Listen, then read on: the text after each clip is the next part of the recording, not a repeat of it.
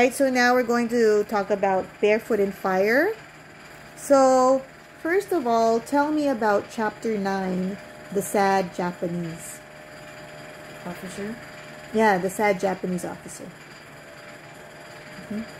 That was very unspecific what you said. Tell me Sad about that Japanese. chapter. What happened in that chapter? Okay. So, one day there was a sad Japanese officer. No, one day there was a Japanese officer. Because Barbara was playing her violin. And then there was a Japanese officer that heard the violin and went inside their house. He said if Barbara could play more for him. And then he cried and wept. And then showed Barbara a picture of his son. And saying that she reminded him of his son with her music. And then Barbara said, "Thank you," I guess. And then the Japanese officer said, play more. And then she did play more. And then the Japanese officer said, "Keep practicing and you'll get better. I'll come back sometime." But he never did come back. Okay. So, during that time, who were the people more afraid of? Koreans or Japanese, and why?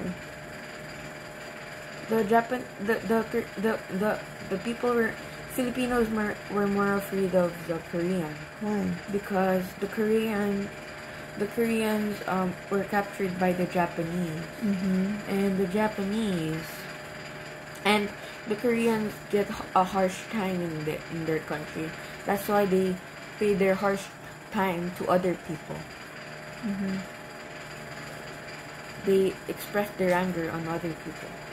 Okay, it's like they were bullied and now they're bullying other people too, like that.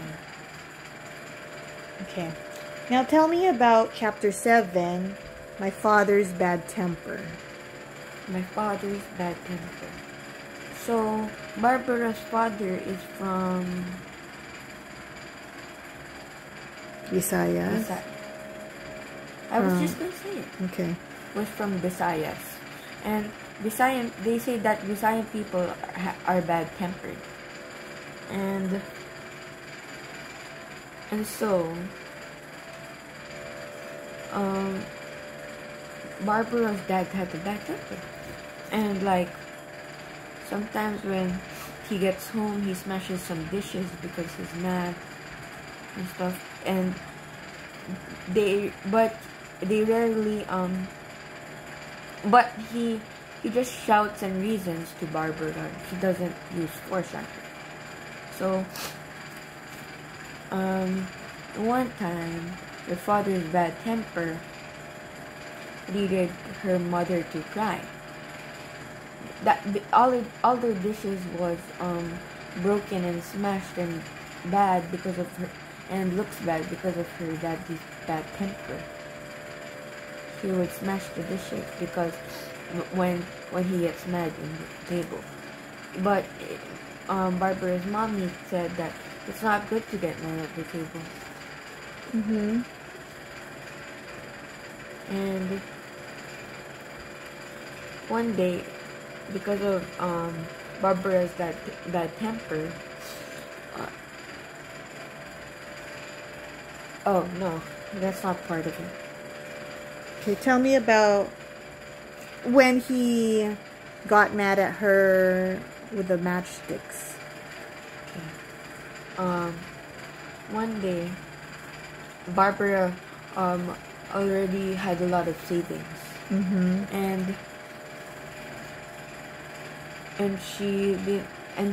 But she broke her piggy bank and then went to the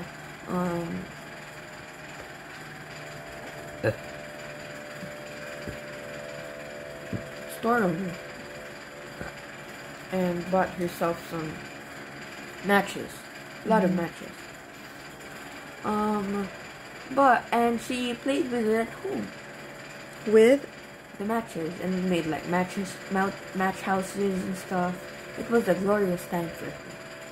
But then her father saw and said it was a very big waste of money.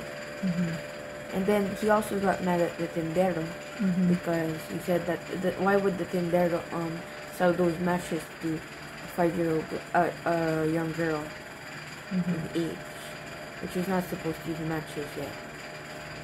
So Barbara cried and cried, but Poodle kind of forced her, saying, "A potion of this." What?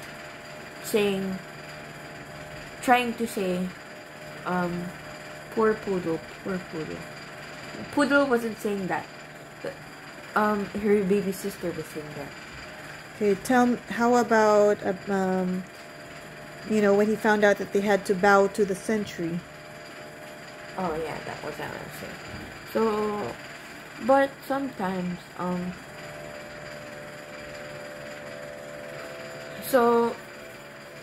there was a Japanese sentry that was near their house. And that was built? Yeah. And in that sentry, they made a rule that always have to bow to the sentry. But then,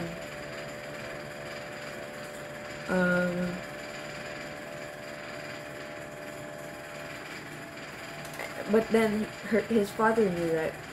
His father discovered that you have to bow to the sentry, and he said, "I would bow to no one."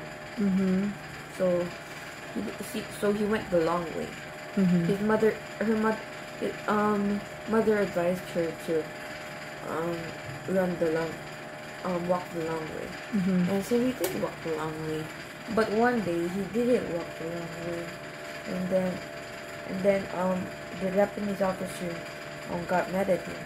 He had a gun in his hands and said, "Why didn't you bow?" And the father explained that he would bow to no one.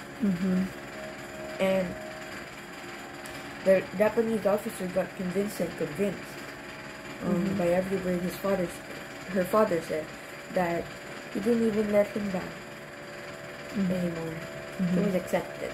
He was the only person not to bow in the whole community. And then his father said that it was an example of how reasoning could get you what you want.